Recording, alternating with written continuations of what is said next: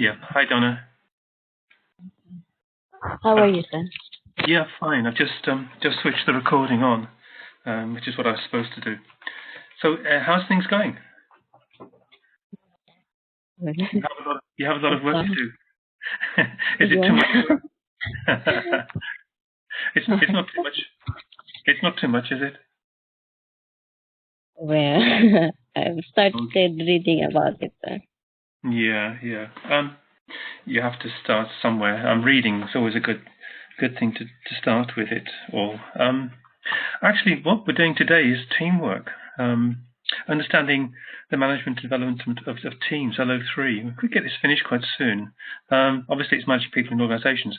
I've got something here, two contributors, the main contributors, which I want to show you. And you might want to, when I'm reading things out, and maybe we can talk, is about these two. Yeah, this guy called Belbin. There it is, and get it bigger. Yeah, there it is. It's all. I mean, it's team roles, and in in colleges and universities, they use Belbin quite a lot, and same with this course, they're using him as well. And these are the different kinds of team roles that he wrote about. He's an academic. You can take a picture, or you can just go on Google and Google it and go onto images. It's up to you. I was going to do it now though, because I can't both show this and read the PowerPoint. So I thought you might want to take a photo or something like this, so you can just glance at it as we talk about it. Is that okay? Yes, sir, I've already. Oh, you already done it. And obviously, if you take a glance at it, it's just different roles, isn't it? And we can talk about it a bit later on. Let me just talk about something else though. There's another contributor which they do mention, actually. It's a guy called Tuckman. I don't know where he's from or anything like this. But so I'll make it bigger as well. I hope that's big enough. Not really. Let me just try and get something bigger. Tuckman is, here it is. He just talked about the process of forming groups.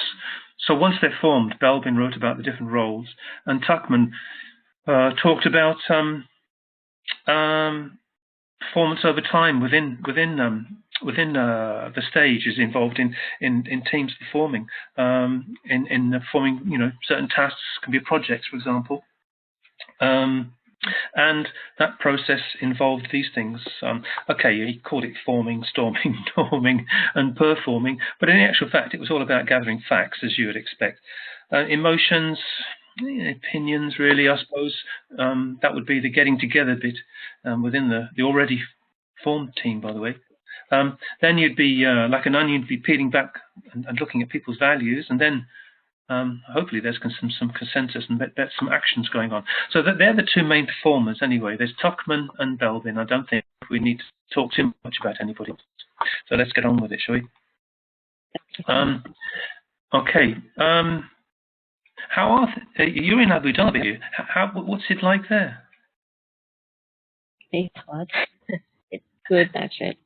Is it? I mean, is it? You quite like it? You obviously quite like it. Well, if you get used to it, yes, you will. Okay. Yeah. Okay. Okay. Teamwork then.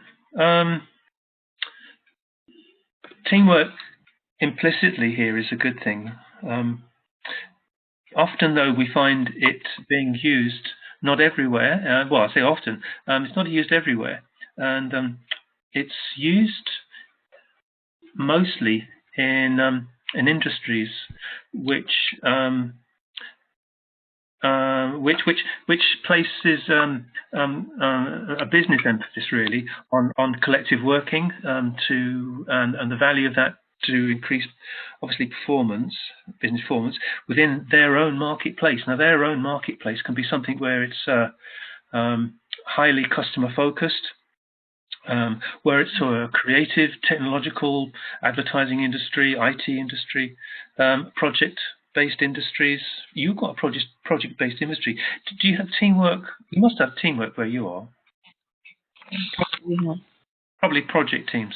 So this, you'll be able to know then that in your workplace, it's similar teamwork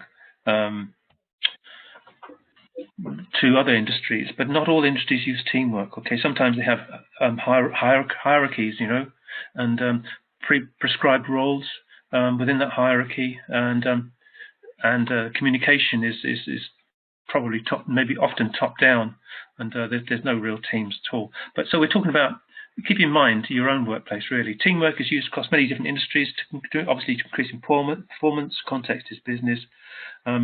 It's hugely motivating for participants in teamwork.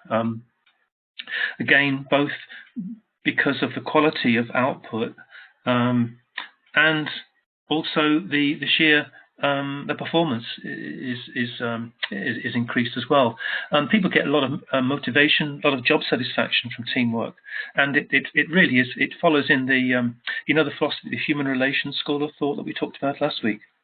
They pretty much are strong on teamwork because it gives people job satisfaction, and like we said before, it's because of that you get better work out of people and higher quality as well.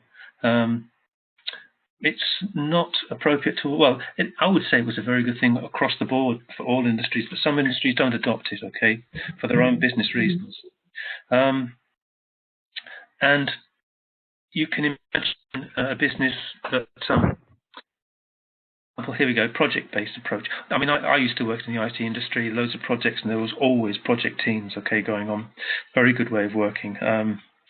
And usually, it says here the diversity of ideas. What they say about groups or teams is that if you get an individual, that he or she will have, if she has to do something and she's wondering how to do it, they'll have many ideas about how to do it, but there's not necessarily any of them will be the best idea.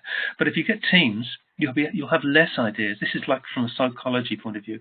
I did some research, I don't know who, social psychology. They find that they have fewer ideas, but they have better quality ideas, and that's the whole point.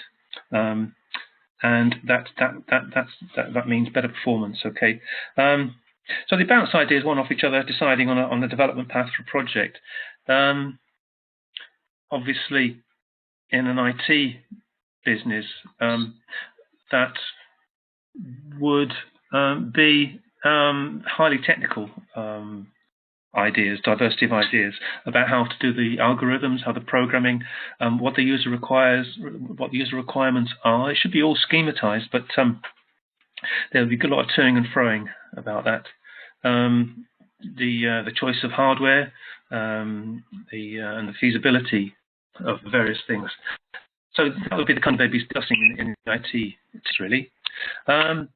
So you get better problem solving, less ideas, fewer ideas. I don't know why, but they just found out that in research.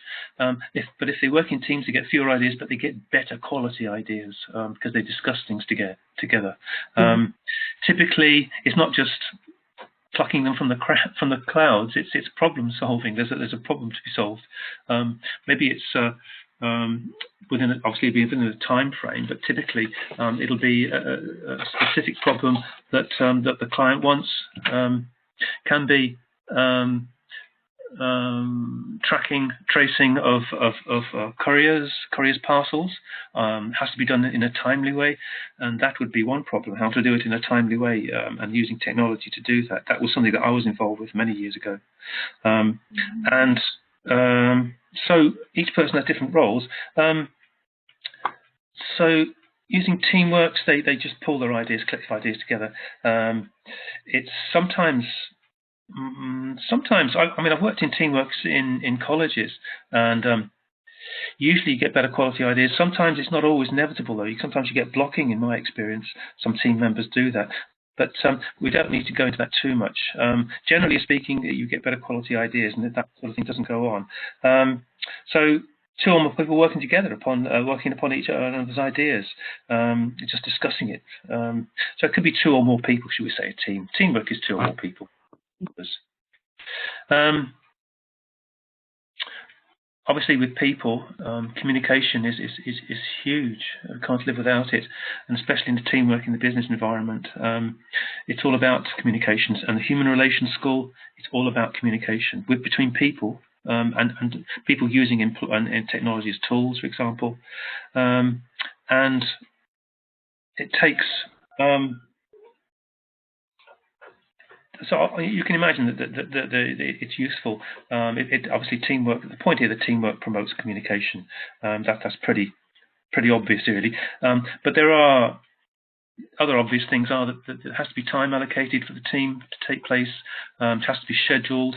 People have to attend, and it has to be prepared for as well. There has to be an agenda. Typically, there's an agenda, and there might be also informal chats about possible ideas prior to the meeting between one or two individuals, and typically after the meeting there'll be ongoing discussions. It doesn't just, people don't just switch off, do they?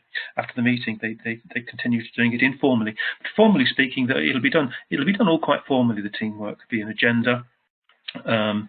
There'll be topics to discuss, and there'll be an attendance time and a finishing time, so on and so forth. So that kind of communication, both formal communication then and informal communication.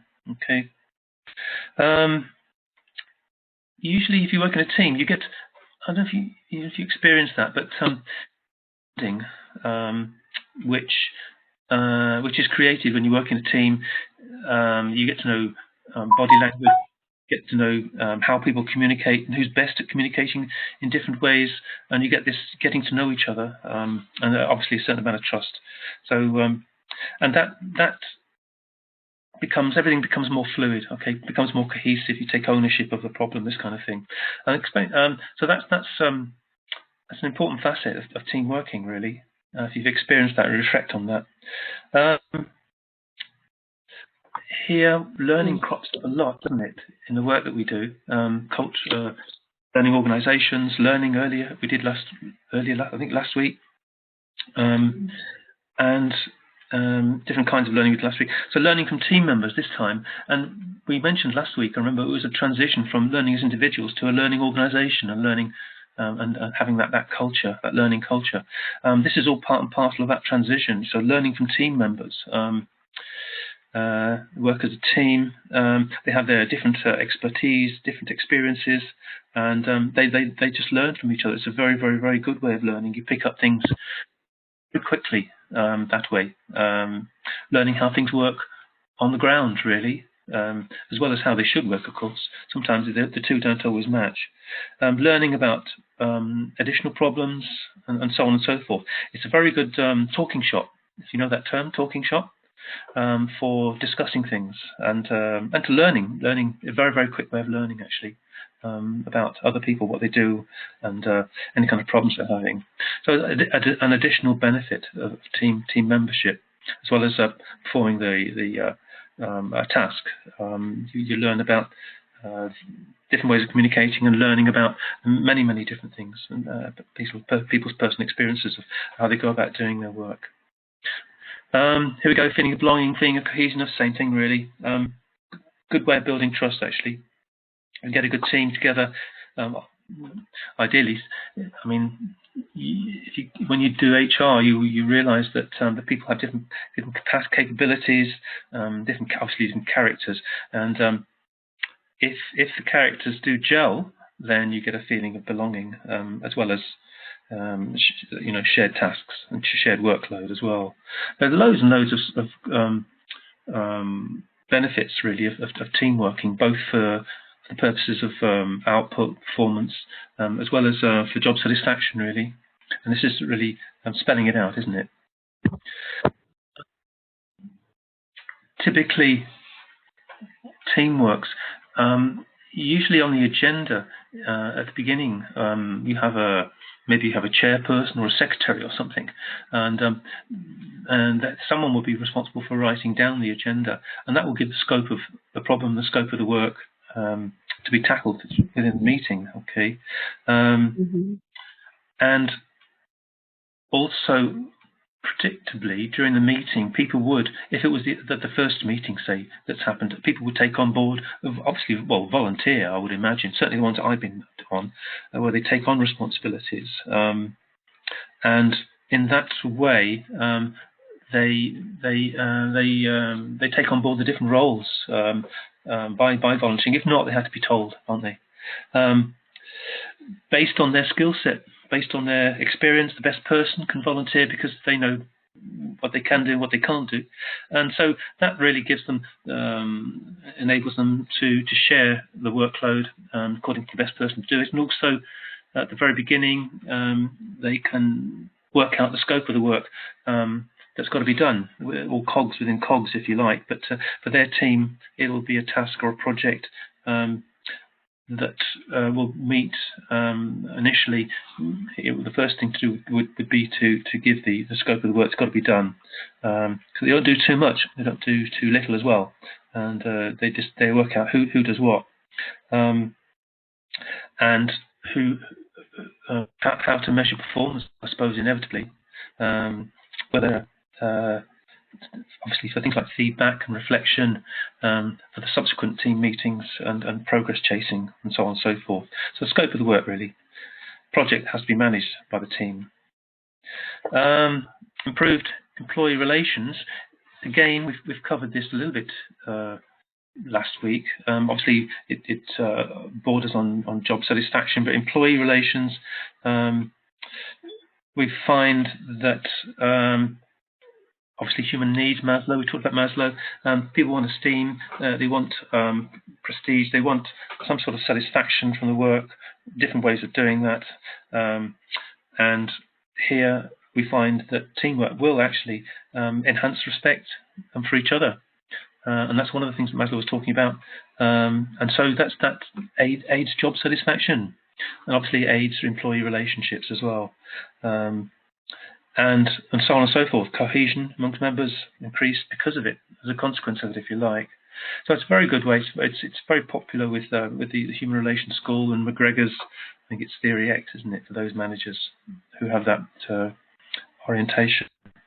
Again, we've got learning opportunities. I mentioned this earlier.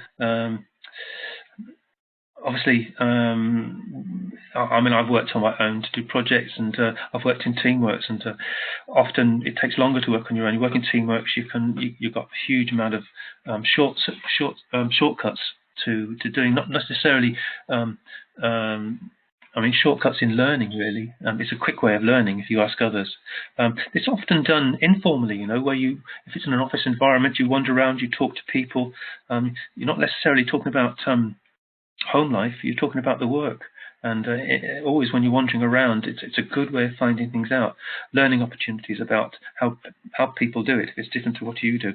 But if it's in a teamwork, though, that formalizes the whole thing, and it sets the scope of the tasks, and you can learn an enormous amount from teamwork about the challenge of the work that's got to be done as well, and whether people are up for it, really.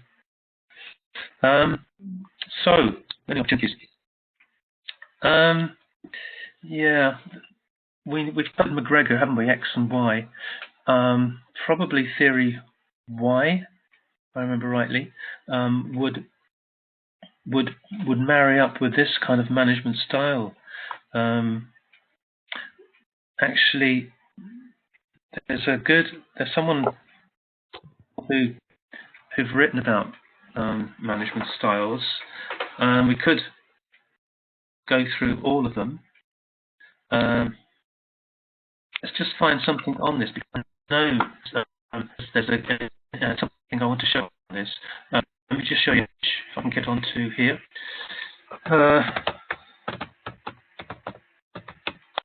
Because a picture speaks 1,000 words, doesn't it? And let's just find images. There it is. Now, I don't want you to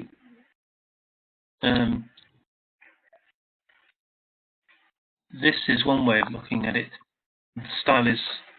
I want to actually find the. Let me just go back a bit here. I want to find you a really good author on this. And let's see. Here it is, all here. Most of it is here. I think I can't remember the name of the person. I'll come back to it a bit later on. Maybe it doesn't matter so much. Let's just see what this is here. If you do spontaneously look up things up for yourself, you come. I mean, it's not an oracle, is it? It's this way of doing it. But do find that people will acknowledge the academics who actually wrote about it. On this particular case, there's various consultants. We'll go back to that later on. I'll give you some references a bit later on, okay? Because that's really what we're talking about. Management styles. You can imagine the management styles. We've probably all come across it, and it is one where there's no real consultation. You sometimes get it in small companies, like family companies. You sometimes get it in family companies where the boss, the CEO, chief executive officer, is the person who started the company, been there for years. What he says goes. Authoritarian management styles. You get it in politics a lot as well, especially today, where in Europe it's going that way. You get a lot of management styles. Jobs was one, actually. He was a very authoritarian person. Not really. People don't feel really happy. You don't get much job satisfaction out of that. But you get many opportunities for advancement sometimes in authoritarian management style, where there's huge amount of layers in the organisation. You know where you stand, and you know where you aim for the next layer up. May not be that much higher. And typically, an authoritarian style is obviously implicitly there. You don't get much participation. It's all about control, isn't it? Control of here's the hierarchy, control of employees, control of the workflow, control of tasks, everything like this. Managed by fear, theory Y, isn't it? What's the assumptions there? Well, people are lazy, so you have to control them, don't you? You have to manage by fear, isn't it? And micromanaging, if you ever experienced that, that's a very authoritarian style. I've experienced that firsthand. I remember being in a workplace for the first day and someone just leaning over my shoulder all the time, making sure on the computer that I did things right, and I had to get it right first time because I said I could, and maybe I shouldn't have done. But it was an opportunity for them to micromanage, and I shouldn't have done that. I didn't. Styles. There's an authoritarian style. Perhaps we've all come across people like that. Management style. Typically, it's managers who assume that they're good at managing because of their personal characteristics, or because of their character, or because they are who they are, and rather than anything else, rather than even training. Managers are high because they have a certain amount of personality, because their personality is what it is. So they get the job that way. It's quite often the case where people in business do get through an interview because of that, because of the way they come across. More so than anything else, even. But here you get managers who are high in agreeableness. And these are people who are not numbers. What I call they are people, and not numbers people. These are managers who have good social skills. Here we are, understanding, passionate, so on and so forth. Sometimes difficult to acquire. They have these skills anyway, and they are able to get things done by persuasion, really, because people want to be liked by them. Can you imagine? And not necessarily for any other reason. But here they are, extrovert management styles, and typically give and take kind of way they do things here, relationship styles, charisma and personality. Here we are, to command subordinates. People are looking for, sometimes people like charisma in other people. I don't know why. It's very popular in some of the churches in the UK. All you have to do is have charisma and you're away. But I think in management styles as well, I think it works in management styles as well. I'll have to find a few like it. Probably, well, there's some Western managers. I don't know if you know of any, but it's good to be aware that they exist. Management styles then. And this one is different ways of doing things, transactional styles, positive rewards. They do that give and take, and they rely on charisma. They see themselves as leadership skills. I suppose they're supportive, aren't they? Maybe they lead from the front. And they're pretty good at. I'll get you the name of the academic who wrote about this. The style is based on the idea that everyone in the company is a leader. Well, I think that sometimes they are people who wouldn't ask anybody to do anything that they couldn't do themselves. That could be that kind of technique they use. Or it may be that they are charismatic. I think because they know that the employees are passive. If they know that already in advance, then they would adopt that style, wouldn't they? They want somebody. They know that the employees feel that that only people better than them that can manage, and so it's kind of it opens the door for the charismatic management style. Really, it's complex. So political management styles. Let's see what this one's about. Political management styles. You hear a lot about people who have, what should we say, their own agenda. People who are not so much ideological. Maybe it's not all threaded together like that, but certainly who they've been brought up in a way or conditioned in a way to be headstrong about certain things. That not necessarily because they've suffered, but because it's in the family, so certain sort of opinions, or it could even be prejudices, couldn't it? But political management styles, and as we all know about politics, certainly in the UK anyway, there's a lot of calculating going on, a lot of what ifs, a lot of manipulation going on, a lot of scenarios being imagined. Political management styles then, and it's a good choice actually. Well, it's not so much a good choice, but it's a good label really. Political management styles. I mean, nowadays there's a lot of controlling the flow of information. Like misinformation is very much going on in the world today. There's a lot of negative information going on in social media as well as manipulating the media, and because of that. That really, the person who does that would be adopting like a management style that's very much political, for their own ends, isn't it? And it's certainly not participative. It has to be an acceptance of their position, and often it's done to if other people sacrifice themselves, and they're quite happy with that, as long as they get their rewards.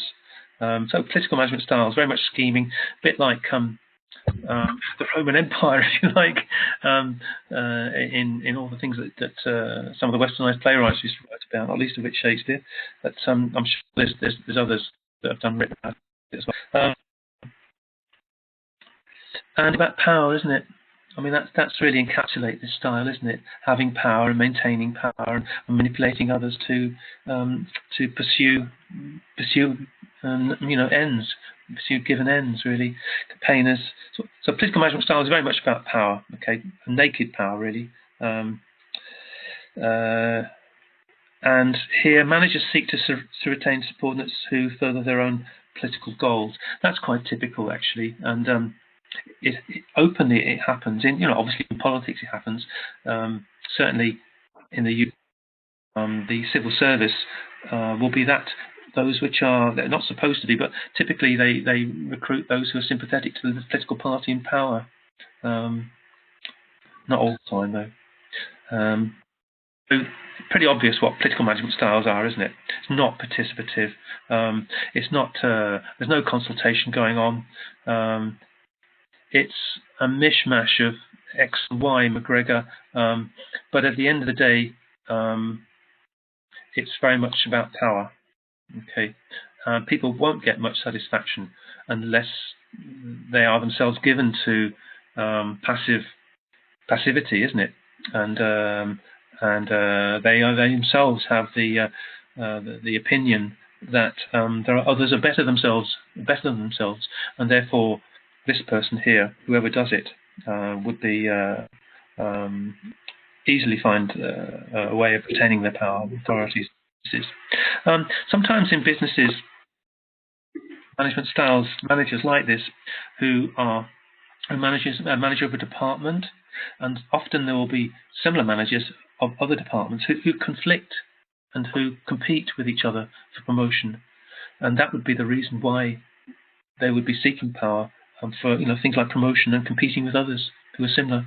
Okay, it's really a mid-level management style. I call it middle management style, isn't it? I wouldn't say it was higher management style. I'd say it was middle management style, really. Admin styles. Weber was one guy who used to write about this a long time ago. Max Weber. Admin management styles.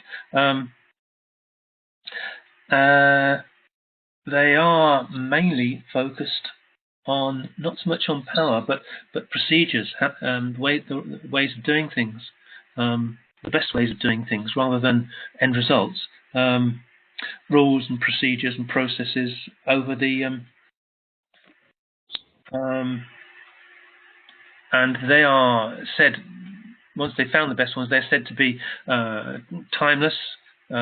It's a procedure which is the best procedure. It's an objective procedure, and because of that, they will be called administrative management styles. People like this sometimes you get in the civil service in the UK. You get them serving others. Typically, it's middle management style. I would say definitely middle management style, and they would focus on that would be their. They would focus on the process of doing things, the rules, formulating the rules. Okay, so Human Resources Department sometimes adopt this one.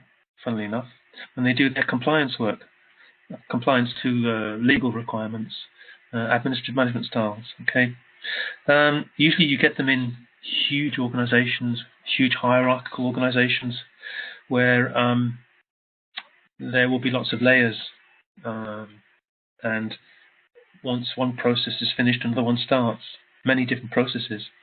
So here you have process-driven managers. Optimization would be the value. Optimizing something, you can't always optimize. Sometimes you have to compromise, but they will try to optimize, formalize a process. And because of that, they will be engineering these rules, engineering the process. They won't be interested in hearing contributions from others. Okay, even though they might be better ideas, because of their firm belief that there is only one process and there's only one right process, and that process has to be optimized. It's not necessarily coincides with reality. Sometimes there's conflicting processes. Sometimes processes change over time, and the purposes get lost completely. So these people, they won't acknowledge that. Rule-driven, process-driven, rule-driven. Process is the ways about doing things. Rule-driven is the requirements, the raison d'etre, these various processes. Army, Navy, Air Force, rule-driven. You can imagine soldiers following rules, can't you? That would be certainly in the forces. They would be management there, or soldiers would be looking at being administrative management styles. Okay, rigidly perform the rules, even if the rules are completely wrong. Have plenty of examples of that. Certainly in the military. Anyway. So let's just move on a bit here. Here's Tuck. Oh, look. Management. Fair management. 5. Lots of them. We took that picture. Let's see if it's still there. Or is it not there? Allow. No, we don't want that one. Management styles. Tuckman. Here's Tuckman. That's the various processes. Team formation he was talking about. Let's see what they've got to say about it. Tuckman might have written a bit here. democratic styles. Let's see if there's that's all tucked in somewhere. Okay, let's just keep on track here. Fine, democratic management styles. I like this one because it's democratic. These managers are high in openness. Obviously, there's a lot of participation, and the point here is that decision making isn't top down like most of the others. It isn't manipulative. It isn't authoritarian. It's not where there's consensus only at the back-ending consensus. It's consensus that has to be arrived at front-ending. Really, it's consensus from participating managers or participating employees. Okay, and then coming up with some decision-making. Often here, the democratic manager will know that things. He'll know that those that are participating, the employees, know more than he or she does, because they're on the shop floor all the time. But because maybe it's a retail and business where employees are face to face with customers, they know the changing fads and fashions and requirements of the customers, simply because they're there, they're on the spot. So they have to democratic management style, where there's participation from those who are on the front line, really. So certainly in the retail, it makes a lot of sense, but it's not always the case. Sometimes businesses go down because they adopt the wrong style completely. So get input and feedback from the co-workers, and they can take on board the ideas. Just moving this. So transactional styles. What we got? Let's just move this away. Let's move on a bit here. So let me just to complex seven. Move on. We've got 5.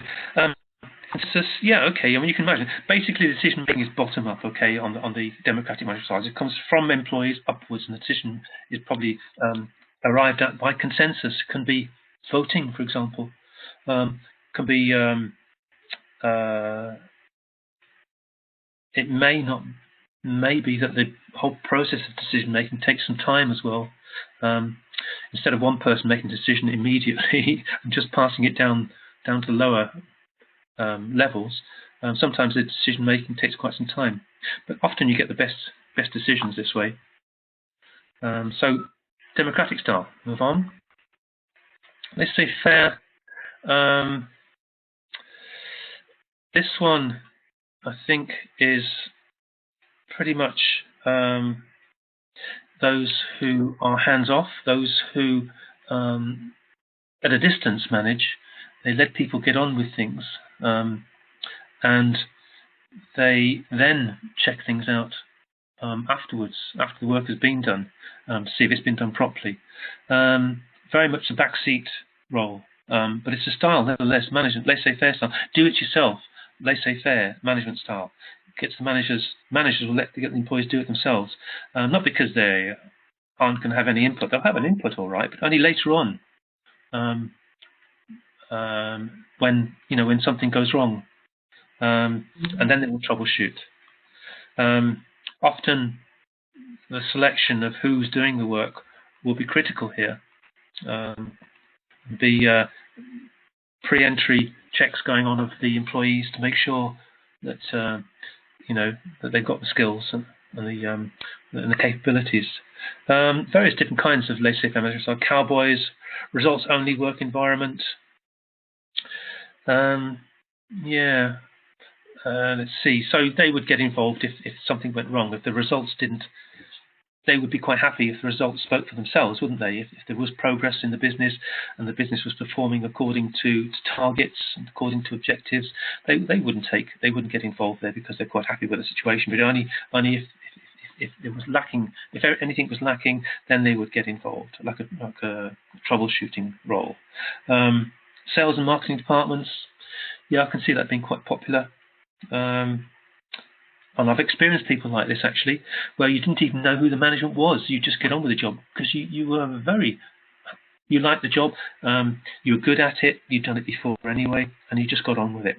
You hit the ground running, as they say, and then all of a sudden, if something went wrong, like you failed to do a backup, then you'd find out who the manager was, because he'd come right up to you, or she would come right up to you and say so, or say something to you. And that would be the first time you'd learn. You'd been there 6 months, and you suddenly find out who the manager was because you'd done something wrong. So laissez-faire management styles, okay? Completely hands-off, different ways of doing it. They trust you, but they check you out one way or the other. Technology enables the laissez management style more so now because they can check you out without you even knowing. For example, here we're being recorded, and I might be checked out a bit later on. Call that laissez-faire if you like. Let's move on. Cultural management style. This one is good because there's a whole culture, not a toxic culture, but a good culture, a learning culture. And here, there's obviously a lot of job satisfaction here, a lot of role plays going on. Okay, cultural management styles, particularly organisations in East Asian countries, paternalistic, like even with huge companies, they say, oh, it's a family company, or we're one big family here. Obviously, with that, the analogy of a family is that there's a paternalistic figure or a maternalistic figure, and the workers there, they just accept that they are not quite children, is it? But they don't have as much authority or say so in what's the ways of things to be done. Obviously, cultural norms, word culture, it comes up here quite a lot. You've got certain ways of doing things, and very much, obviously, there's a hierarchy here. Cultural norms can be things like working late. That can be a cultural norm. Devotion to the loyalty as well. It could be a cultural norm, as well as pride in being creative. I suppose that could be a cultural norm. Various things like this. So here they're expected to accept their place in the hierarchy. Very much passive employees here. They don't want to be the boss. They are loyal to the boss, but they don't want to be the boss. Okay, in certain ways. That's one cultural management there. Cultural management here. Paternalism. Here's a notable example of paternalism. Here we've got Tuckman. Look here. Model of group development. Be aware here, we're talking about teams, but here Tuckman wrote about group development. We've got his photograph somewhere. This is group development, means forming association, working people, how they get together. The jobs of each group are interdependent. Okay. So the performance of one person in the group is going to affect the performance of anyone else in the group. So it's all about team building, team development. Where is Tuckman then? Let's go and see if we can find him. I think it's here. Oh, here we go. Yeah, it's the same. It's got that one already. Here's that process of a group. He talks about groups. We're talking about teams. Same thing. Forming the group. Ideas here. Storming of ideas. Sharing some ideas. Norming it. Will they adopt ideas that have been stormed earlier on, and they get wholesale adopting. And there's some compliance there. That should aid the performance of the group, depending on what the goals are. And then, of course, after they perform, another group, don't they? So let's look at this one. Well-modeled Bruce Tuckman included 4 stages: forming, norming, and forming. And later, the 5th stage, adjourning, was later added to the model. I suppose that's when groups are finished performing, isn't it? So forming here. Go into it a bit. Okay, new group begins. Yes. Generally, the individuals come with a desire to get accepted by others. So these are sort of social needs, really, that involve with forming of groups, isn't it? Obviously, they're going to be sharing the main objectives of the group, main goals. They'll be sharing the imperative of, say, problem solving, but also they have their own needs there, and one of them will be to get accepted by the others and avoid conflicts, of course. Use of social skills. So that happens in the early stages here. A certain amount of bonding would take place, and that in itself would be meeting some sort of social need. Okay, so once that's done, and now this is quite typical. It's not in every case. And obviously, once that's over with, they'll be looking at the tasks to be achieved, and here you're going to be looking at contributions begin to start here as to how to go about doing things. Going to be conflicting views there, definitely, and even competition, certainly for those who are ambitious, between the group members. That's when it's going to happen. It's just after they've formed. So in the forming stage, they probably assess each other, don't they? And particularly those who are power hungry, it'll be the storming of ideas, and it'll be a lot of conflict and competition there as to which ideas, which ways and means of doing things adopted. Here they settle down a bit. Here, normally, they are adopting certain roles. And they're settling down to it, aren't they, to work together? And whether they like the roles or not, they've got them, and they'll gradually begin to work towards whatever the target is. They're using their own, skills and getting the job done. Really, normally, other stages. Obviously, there's got to be some output, performance. There's going to be all these things going on, dependence, be a process anyway, and each other different roles and responsibilities. Some will be monitoring their performance, and they'll all have their own tasks broken down into subtasks. You've heard that before, and there'll be monitoring going on. So there'll be performance there, and the performance will be broken down into tasks and subtasks to make sure that they're on time being done in the first place. So performing, here's the one here. They just obviously break up after the group's been successful, hopefully, or maybe they're not. But they won't last forever, will it? So that's Tuckman. Probably agree with all that, really. Although some of the descriptions of the steps in the process might have used different words for it, but it's all right. I don't really. Below are the factors that influence team performance. Individuals, of course, they do.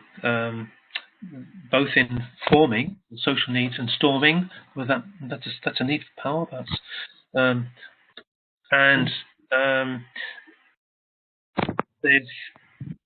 If they can, though, during those two processes, adopt some sort of norms, adopt some sort of cohesion, some sort of ownership, then so much the better, so that the conflict doesn't completely get out of hand. Further factors that influence team performance. It's best if they are enthusiastic, definitely, about things. Show some personal characteristics as to why they were in that team, and show some match up some of their prior experience to the roles that they've been given, and this, so that they know that they are the best people. Okay, so individuals coming down to, so factors that influence team performance. Individuals, who's in the team, and why. Group size, yeah, this is a big one actually. Certainly in social psychology it's a big one. They say that groups of more than 7 can be dysfunctional. So there is a maximum as far as social psychology is concerned as to the size of the group. They've researched it. I said 7. It says here smaller groups are more effective than larger groups, especially when it looks at the storming stage, Tuckman storming stage, where they have to iron out, they're developing the norms of the group, and there's a bit of conflict there. The bigger the group, you can imagine for yourself the problems involved here. If the group is too large, it gets quite complex. Could be quite a lot of time to resolve some of the conflicts. Okay, but consensus though has to be there, but it's when that sometimes takes too long if the group is too big. Here we go. It's 7. So their group size, where is it? 10 members most appropriate. Okay, that's good. Norms, norming norms, the best way of going about doing things. Code of conduct. Obviously, respect. That would be part of the code of conduct. But also where they have to deal with people from outside the organisation's code of conduct is quite important. Things like politeness in the face of difficulty. These are guidelines, group norms to be followed.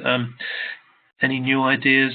There shouldn't be any cliquing going on. There shouldn't be any subgroups going on. That any concerns should be developed by the group as a whole, and not any one group battling against another group. This kind of thing. Group norms. Attendance. Anyone there after the start time will not be a group norm. Interpersonal reaction. No one hitting anybody. Dress code and so on. Obviously, group norms. Okay. Compliance has to be enforced, of course, and often that's enforced or rewarded by rewarding them with giving them some social needs by being respected and by treating them as human beings, really, basically with respect. Can be other rewards though afterwards, can't it? By obviously there's things like promotion, but within the group itself it'll be approval, isn't it? It'll be approved if they comply with these norms. Yeah, there's other ways of dealing with people who break the norms. Obviously, silent treatment, ignoring them, talking through them, for example. One way that people don't like at all, expressing disrespect, really, isn't it? So group norms, the way the group control each other within that group, okay, as well as ways of going about effectively getting on with the task. Maybe C, D, synergy. This pretty much is something which should happen if the right people are chosen in the first place. They can arrive at synergy afterwards, but it's better if it's predetermined, isn't it? If they've got the right skills, got the right temperament, got the right personalities, okay, to perform certain things. Managers need to recognise that such a group, synergism, brings special advantages. Yeah, the best group. I mean, I remember being in a group where in accounting, actually, had to go out of abroad, out of the country, and that involved a lot of expense. And there was a small group of people that just worked together quite well. They got on together quite well. Not friendships, but just got on to work, got on with the work quite well. And there was that group that was chosen simply because of what? Because they had synergy, and because they could get the job done without too much trouble, and they had the right skills. Okay, so synergy is very, very important. So what we're looking at here is below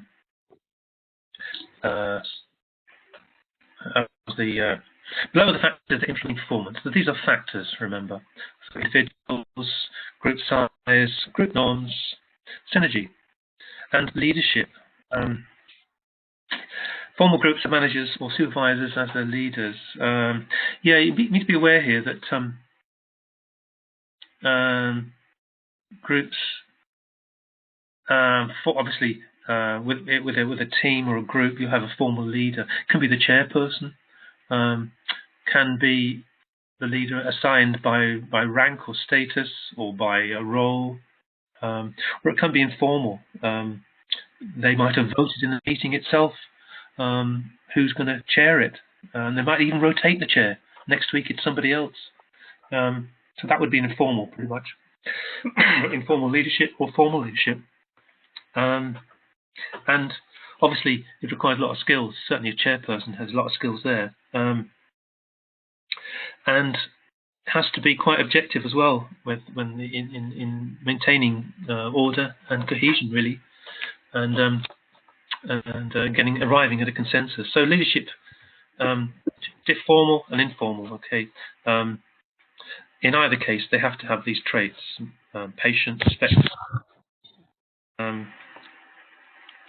and to have be cognizant, isn't it, of group goals, and not to go things like not allowing people to go off topic, and to maintain the norm, isn't it? Be able to maintain the norm so that people don't chat to one another whilst the business is going on and distract everybody else. So formal leaders and informal leaders, and and characteristics that are required either way. Okay, these are factors of groups. Factors influencing effective team performance. We've got quite a long list here. Cohesiveness. Yeah, this is. Oh, we've got Belbin. Well, we showed Belbin before. Obviously, cohesiveness. Whether it starts off cohesive, ends up cohesive, starts off in the middle, it gets cohesive, and then it gets disruptive. We don't know, but certainly at some point, cohesiveness is a good thing to try and acquire and try and maintain. Obviously, it depends on many factors: attachment, friendliness, group norms, attitudes, loyalty, all these sort of things lead, and how much something needs being met. So whether they can learn from each other, all sorts of things about what leads to cohesiveness, whether they take ownership of things, really, that sort of thing. And here's Belbin. Let's look at Belbin again, like we did before. Here's team roles. This one seems okay. I find it. There is team roles. They are all supposed to be cohesive. They work together, and sometimes these roles are evident at the start of the team. Sometimes people are assigned these roles. Sometimes they just emerge, as the meeting gets on. Sometimes they change. The specialist might be exposed as not being a specialist, as a sham, and so therefore somebody else will take it over. The plant can be somebody who keeps the cohesion together, who doesn't necessarily the coordinator might do that as well.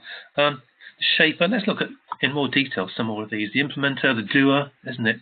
Team worker, person who's very much a collective worker here. Shaper, someone with new ideas, one with innovative ideas that nobody else has. Let's look at what's to be said about this. Belbin is the guy. Mention him, won't you? Came up with 19 roles. Okay.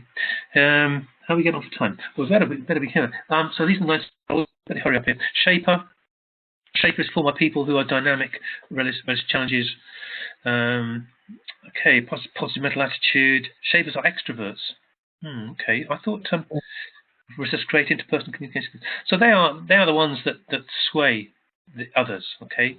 If there's arguments in the teams, in the workload, they will be the ones that sway the general consensus to one direction or the other. Okay, they're the shapers. Implementers, they're the ones, the doers, aren't they? Well organized. They're very, very, very good at implementing things. You do get these people, don't you? They leave the ideas to others. Not an ideas person at all. They're just the doer people, and they're usually quite reliable as well. Finishers. These are the ones that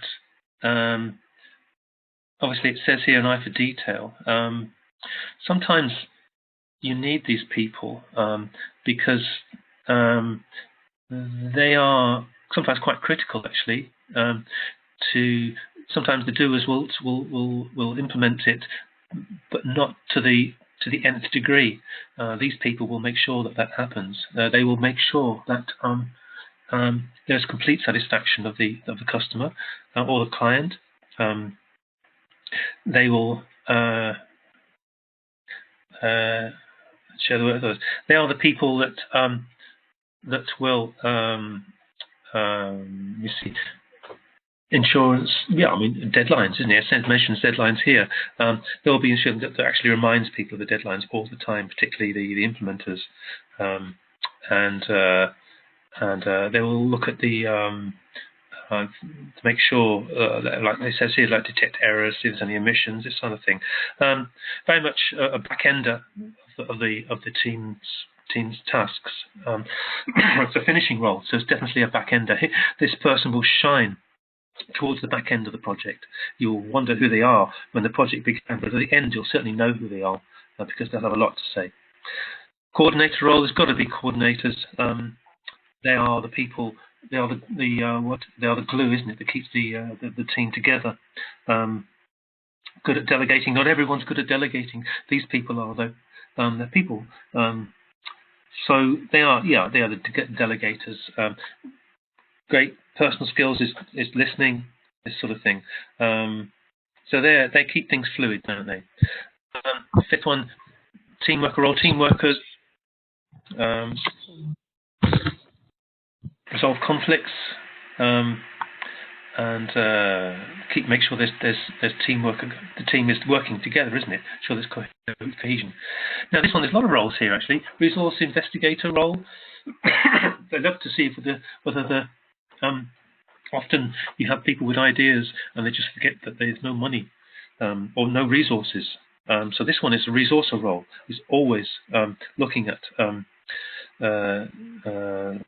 networking. Resource, investigate, develop external contacts, negotiates for the team's resources. Very, very important role there. And certainly networking skills. That is probably networking skills outside of the team members' remit. Resourcing things, getting other people to help the team from outside. Good role. Monitor evaluator role, typically an accountant here, certainly if there's money involved, there's over a period of time, they're monitoring that and giving a report, maybe at the beginning, see how much progress is being made, analyse performance, analyse variances from various, using measures of control, and to appraise the team in its minute steps that it's making, Definitely a monitoring role that's needed. Specialist role, we talked about that before. No real interest in anybody else, but they are experts anyway, and they're probably indispensable. Plant role. Innovative members of the team, original approaches, ideas that help to create solving problems. Plants are introverts, I've met people like this. They prefer to work alone, but they do come up with, you see them in films, don't you, quite a lot? I mean, in IT sort of films. They come up with the best ideas, don't they? It's like an aha moment. They have more what I call aha moments. That's the best way of doing things. More sort of intuition and innovation than formal approaches. So that's it. I think we're a bit over actually, but never mind. We've got to use this. I like this because it's not westernized, and that's so much the better, because we can't assume that's in any way. Far, far, far from it. Best way of going about things. And obviously it's a global economies nowadays, global business economy nowadays. We have to have contributions from the best. I'm glad that these contributions are not exclusively Western, and it's good to take a photograph of those. You got those anyway. I better draw it to a close here, because else we'll go over time. Is everything okay, Donna? I know that there's been quite a lot to get through, and that you've got quite a lot of work to do. Yeah, I'm sorry about that, but it's going to be worthwhile. It's definitely going to be worthwhile. Do a bit of reading, but don't. You need to be selective with your reading. Here's a good list. Probably good to look through some of these things. And the hardest bit is the start with your assignments. That's what I found. But once you get going, it gets easier, because you can always edit after you've got going and you've got something in front of you and the pressure's off then. But be aware the hardest bit is always the start, but it does get easier. So good luck with it all, and we'll talk again soon. Okay. Tomorrow we have. Yeah, that's right. We'll talk tomorrow. Yeah. Okay. Thank you so much. Bye. Yeah, see you. Bye. Sorry, thanks. Bye.